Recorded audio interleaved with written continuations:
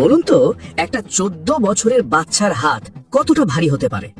যে হাতে থাকার কথা ছিল পাঠ্য বই আর কলম, সেই হাত যখন প্রতিদিন 50 কেজি ওজনের মরচে ধরা ইঞ্জিনের লোহা টানে, তখন সেই হাত আর বাচ্চার হাত থাকে না, তা হয়ে ওঠে ইস্পাত।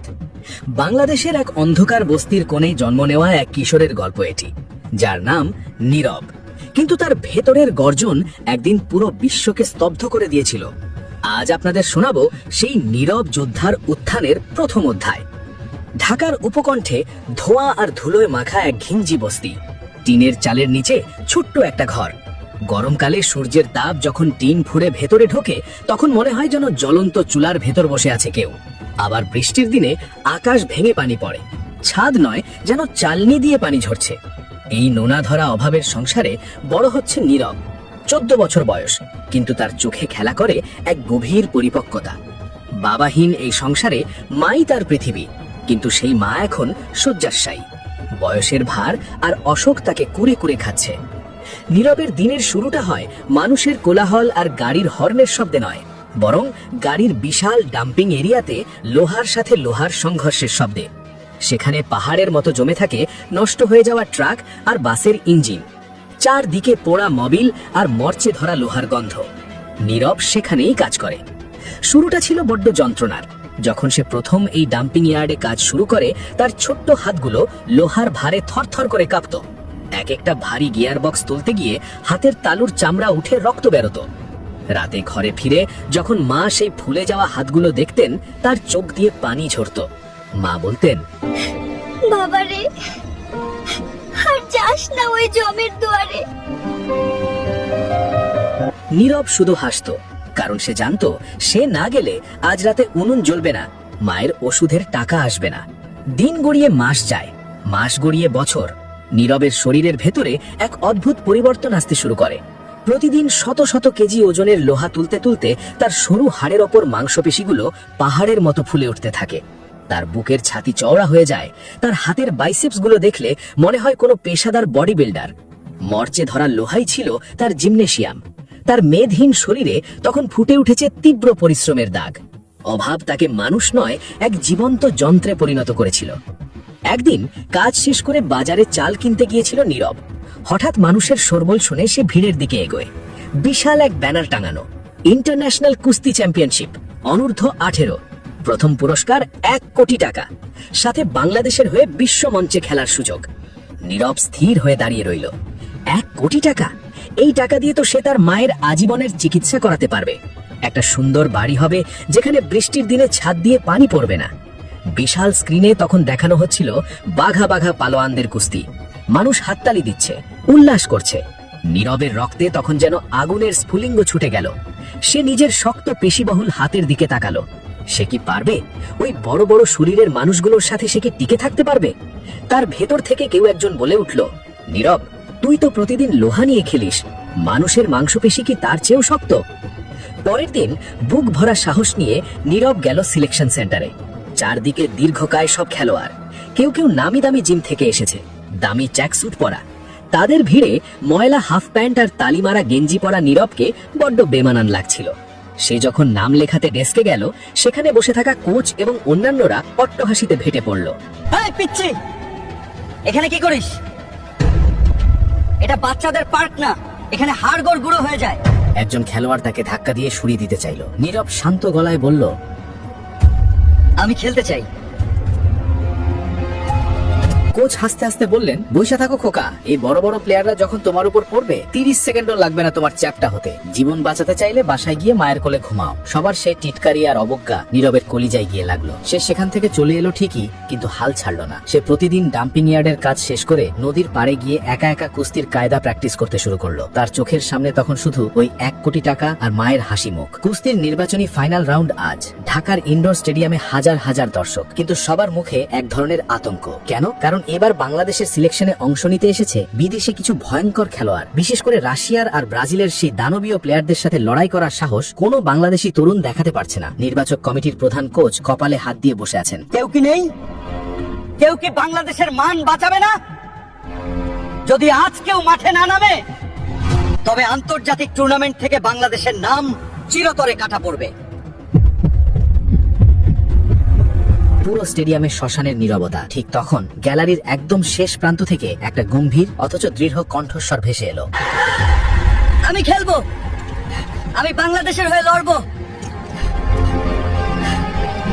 সবাই পেছনে ফিরে তাকালো। সেই ধুলো মাখা ছিপছিপে গড়নের কিন্তু টান টান মাংসপেশির নীরব ভিড় ঠেলে এগিয়ে আসছে। তার চোখে তখন ভয়ের লেশ মাত্র নেই, আছে যে তার এক ভয়ঙ্কর ক্ষুধা। কোচ অবাক হয়ে তার দিকে তাকিয়ে ভাবলেন, এই ছেলেটা কি সত্যি মরতে চায় নাকি আজ নতুন কোনো ইতিহাস লেখা হতে চলেছে। কিন্তু কে জানতো এই বস্তির ছেলেই হতে চলেছে পুরো দেশের আশার আলো। ডাম্পিং ইয়ার্ডের লোহার সাথে যুদ্ধ করা নীরব কি আন্তর্জাতিক দানবদের মাটিতে মিশিয়ে দিতে পারবে, নাকি প্রথম 30 সেকেন্ডেই তার স্বপ্ন ধুলোয় মিশে যাবে। জানতে হলে দেখুন এই গল্পের দ্বিতীয় খণ্ড।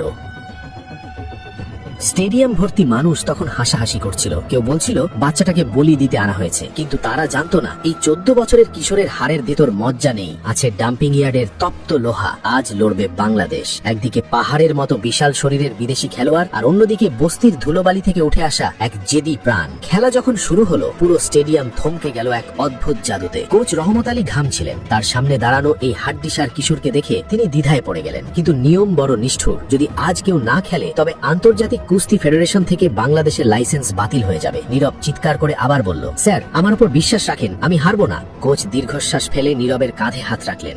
শোনো নীরব, কুস্তি শুধু শক্তির খেলা না, এটা বুদ্ধিরও খেলা। তোমার প্রতিপক্ষ কিন্তু সাধারণ মানুষ না, তারা এক একজন দানব। নামটা সই করে দাও, তবে মনে রেখো নিজের প্রাণ বাঁচানোই হবে তোমার প্রথম লক্ষ্য। নীরব কলমটা ধরল। তার হাত কাঁপছে না, বরং কলমের ডগায় ফুটে উঠছে এক অগ্নিকুণ্ড। মাঠের মাঝখানে যখন নীরব দাঁড়ালো পুরো স্টেডিয়ামে একটা শোরগোল পড়ে গেল। নীরবের প্রতিপক্ষ ব্রাজিলের খেলোয়াড়, নাম তার রিকার্ডো। 6 ফুট 4 ইঞ্চি লম্বা, গায়ে অজস্র ট্যাটু, আর এক একটা হাত যেন বট গাছের ডাল। তার সামনে নীরবকে মনে হচ্ছিল এক চড়ুই পাখির মতো। রেফারির বাঁশি বাজলো। গ্যালারি থেকে টিটকারি ভেসে আসছে, এই ছেলে পালা, এক্ষুনি পালা। রিকার্ডো তাচ্ছিল্যের হাসি দিয়ে নীরবকে এক হাতে তুলে আছাড় দিতে চাইল, কিন্তু ঠিক সেই মুহূর্তে নীরব তার শরীরটাকে এমন ভাবে বাঁকিয়ে নিল যা কেউ কল্পনাও করেনি। ডাম্পিং ইয়ার্ডে পিছলি তেলের উপর দাঁড়িয়ে ভারী লোহা টানার অভিজ্ঞতা আজ তার কাজে লাগছে। রিকার্ডো যখন নীরবকে ধরতে গেল, নীরব তার নিচু হয়ে থাকা পজিশন থেকে বিদ্যুৎ গতিতে রিকার্ডোর হাঁটুতে আঘাত করলো। দানবীয় রিকার্ডো একটু টলমল করলো। গ্যালারি তখন স্তব্ধ। এই ছোট ছেলেটা রিকার্ডোকে নাড়িয়ে দিয়েছে। রিকার্ডো এবার ক্ষিপ্ত হয়ে নীরবের ঘাড় চেপে ধরলো। নীরবের দম বন্ধ হয়ে আসছে, চোখের সামনে অন্ধকার। ঠিক সেই মুহূর্তে তার মনে পড়লো সেই ট্রাকের ইঞ্জিনের কথা, যেটা তুলতে গিয়ে তার হাত প্রায় ভেঙে গিয়েছিল।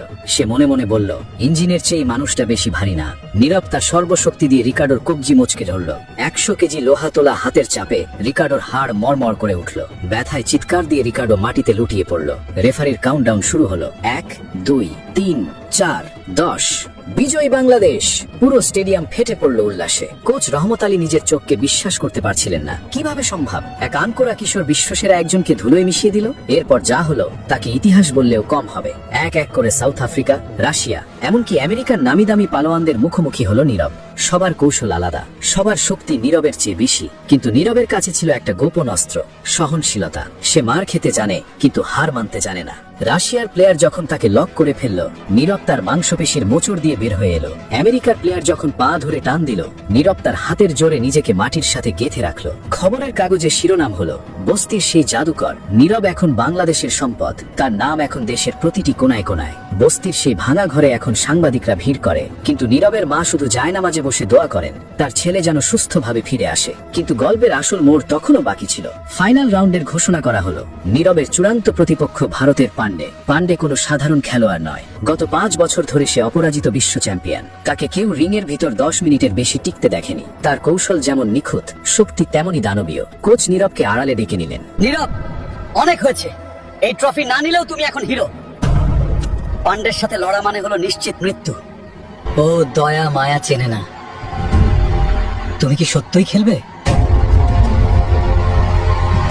নীরব স্টেডিয়ামের কোনায় রাখা সেই চকচকে ট্রফিটার দিকে তাকালো। সেখানে শুধু ট্রফি নয়, তার মায়ের অপারেশন আর একটা সুন্দর বাড়ির স্বপ্ন জলজল করছে। সে কোচের দিকে তাকিয়ে শান্তভাবে বলল, স্যার, লোহা যখন তপ্ত থাকে তখনই তাকে পিটিয়ে আকার দিতে হয়। আজ আমি লোহা হয়ে মাঠে নামবো। ফাইনালের দিন স্টেডিয়ামে তিল ধারণের জায়গা নেই। একদিকে ভারতের সমর্থকরা পান্ডের নামে স্লোগান দিচ্ছে, অন্যদিকে বাংলাদেশের দর্শকরা নীরবের জন্য প্রার্থনা করছে। পান্ডে মাঠে নামলো বুক ফুলিয়ে, তার চোখে মুখে তাচ্ছিল্য। সে নীরবের দিকে তাকিয়ে ইশারায় বলল, তোর কবরের জন্য জায়গা খুঁজে নে।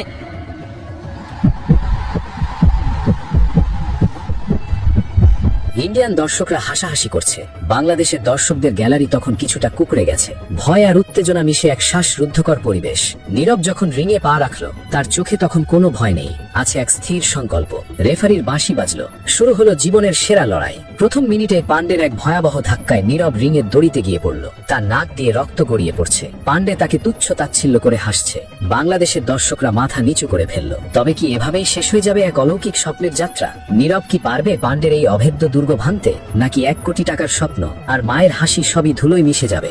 ভারতের টিটকারি আর অপমানের জবাব কি দিতে পারবে এক বাংলার সাধারণ কিশোর?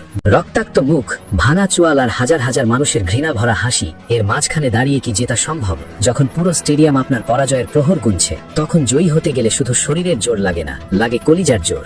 ভারতের চ্যাম্পিয়ন পান্ডের এক একটা আঘাত যখন নীরবকে মাটির সাথে মিশিয়ে দিচ্ছে, তখন কেউ ভাবেনি যে এই ধুলো থেকেই জন্ম নেবে এক নতুন ইতিহাস। আজ গল্পের শেষ অধ্যায়ে দেখুন কিভাবে এক বস্তির ছেলে পুরো দুনিয়াকে তার পায়ের নিচে এনেছিল।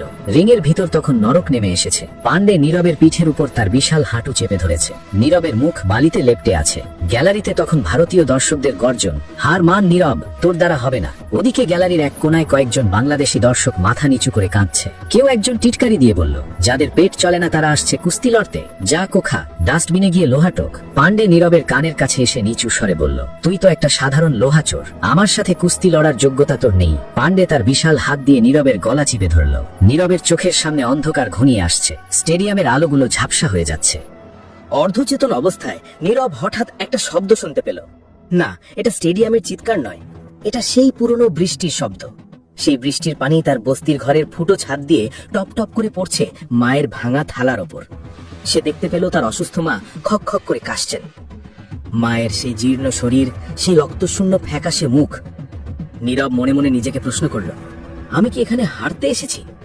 যদি আজ আমি হেরে যাই, তবে আমার মা চিকিৎসার অভাবে মরে যাবে।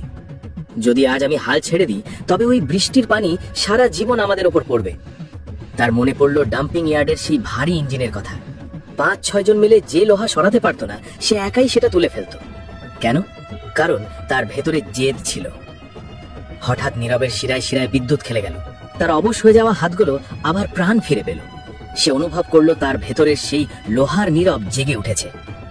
পান্ডে যখন জয়ের নিশ্চিত হাসিতে নীরবকে শেষ আছাড়টা দিতে গেল, ঠিক তখনই নীরব তার শরীরের সমস্ত ভর এক পায়ের ওপর দিয়ে নিজেকে ঘুরিয়ে নিল। এটা কুস্তির কোনো বইয়ের চাল নয়, এটা তার দীর্ঘদিনের লোহা টানার অভিজ্ঞতা। সে পান্ডের বিশাল কবজিটা এমন ভাবে ধরলো যেন কোনো হাইড্রোলিক প্রেসার লোহাকে চিপে ধরেছে। পান্ডের চোখের হাসি মুহূর্তে ভয়ে পরিণত হলো। নীরব তার দাঁতে দাঁত চেপে গর্জন করে উঠল। পুরো স্টেডিয়াম তখন স্তব্ধ। নীরব পান্ডের কৌশল ব্যবহার করেই তাকে শূন্যে তুলে ফেলল। 1 কোটি মানুষের সামনে 5 বছরের অপরাজিত চ্যাম্পিয়ন পান্ডেকে নীরব সজোরে আছাড় দিল রিংয়ের মেঝেতে। পুরো মেঝে কেঁপে উঠল। পান্ডে ওঠার চেষ্টা করলো, কিন্তু নীরব তাকে নড়ার সুযোগ দিল না। সে তার আয়রন লক দিয়ে পান্ডেকে আটকে ফেলল। রেফারি গুনতে শুরু করলো, 1, 2, 3, 4, 8, 9, 10। বিজিও বাংলাদেশ, বিজিও নীরব। রেফারির শেষ বাঁশি বাজার সাথে সাথে পুরো স্টেডিয়ামে যেন ভূমিকম্প শুরু হলো। বাংলাদেশের দর্শকরা লাল সবুজ পতাকা নিয়ে রিংয়ের ভেতরে ঝাঁপিয়ে পড়ল। যে ভারতীয় দর্শকরা কিছুক্ষণ আগে টিটকারি দিচ্ছিল, তারা এখন নিস্তব্ধ, মাথা নিচু করে মাঠ ছাড়ছে। নীরব তখনও রিংয়ের মাঝখানে হাঁটু গেড়ে বসে আছে। তার চোখের পানি আর নাক দিয়ে পড়া রক্ত মিলেমিশে একাকার হয়ে গেছে। কোচ রহমত আলী তাকে জড়িয়ে ধরে বাচ্চাদের মতো কাঁদতে লাগলেন। 1 কোটি টাকার সেই চেক আর সোনার ট্রফিটা যখন নীরবের হাতে তুলে দেওয়া হলো, সে সেটা আকাশের দিকে তুলে ধরল। সে শুধু একটা খেলা জেতেনি, সে তার দারিদ্র্যকে হারিয়েছে। সে পুরো দেশের সম্মান বাঁচিয়েছে। সময় দ্রুত বয়ে যায়। 10টা বছর কেটে গেছে। এখন আর সেই ভাঙা বস্তি নেই। ঢাকার এক অভিজাত এলাকায় নীরবের সুন্দর একটা ডুপ্লেক্স বাড়ি। বাড়ির সামনে বিশাল বাগান। সেখানে বসে রোদ পোহাচ্ছেন নীরবের মা। এখন আর তার শ্বাসকষ্ট নেই, চোখে মুখে তৃপ্তির হাসি। নীরব এখন আর ময়লা কাপড় পরে লোহা টানে না, কিন্তু তার হাতের সেই ইস্পাতের জোর এখনো অটুট আছে। বাড়ির ড্রয়িং রুমে ঢুকলে চোখে পড়ে বিশাল এক গ্লাস ক্যাবিনেট। সেখানে গত 10 বছরের জেতার শত শত ট্রফি সাজানো। এর মধ্যে ঠিক মাঝখানে রাখা সেই মরচে ধরা একটা ছোট লোহার গিয়ার বক্স, যা নীরব তার ডাম্পিং ইয়ার্ডের কাজের দিনগুলো থেকে সুভেনিয়ার হিসেবে রেখে দিয়েছে। এটাই তাকে মনে করিয়ে দেয় সে কোথা থেকে এসেছে। আজ নীরব শুধু একজন চ্যাম্পিয়ন নয়, সে একজন শিক্ষক। সে একটা কুস্তি একাডেমি খুলেছে, নীরব রেসলিং স্কুল। সেখানে ধনী গরিবের কোনো ভেদাভেদ নেই। রাস্তার টোকাই থেকে শুরু করে বড় লোকের ছেলে সবাই সেখানে একসাথে ঘাম ঝরায়। নীরব যখন তার ছাত্রদের প্রশিক্ষণ দেয়, সে একটা কথাই বলে, মনে রাখবে, তোমার জন্ম কোথায় হয়েছে সেটা বড় কথা নয়, তোমার লক্ষ্য কোথায় সেটা ঠিক করবে তোমার ভবিষ্যৎ। লোহা যেমন পুড়ে পুড়ে ইস্পাত হয়, সংগ্রামও তেমন মানুষকে সোনা বানায়। বাংলাদেশের প্রতিটি আনাচে কানাচে আজ নীরবের গল্প বলা হয়। সে প্রমাণ করে দিয়েছে, যার কেউ নেই তার অদম্য ইচ্ছা শক্তি আছে। আর সেই ইচ্ছা শক্তি যদি কারো থাকে, তবে দুনিয়ার কোনো শক্তি তাকে দমাতে পারবে না।